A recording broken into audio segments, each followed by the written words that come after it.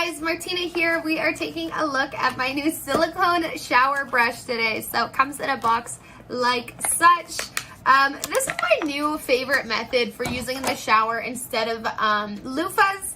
Loofahs end up getting so destroyed and like withhold a lot of dirt kind of at the base of them. So I was looking for something a little bit more sanitary. Plus I always hate with a loofah, it's like you pick it up, if you've like showered earlier on or someone else has, it ends up like holding a lot of moisture, which breeds bacteria, which just grosses me out overall. So this has been my new kind of body scrubbing option.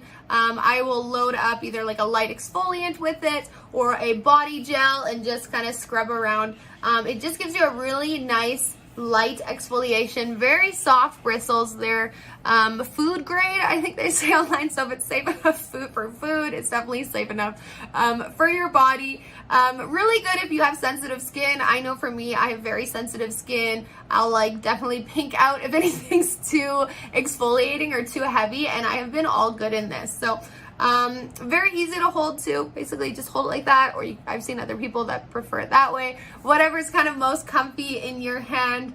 But really great for promoting blood circulation on your skin.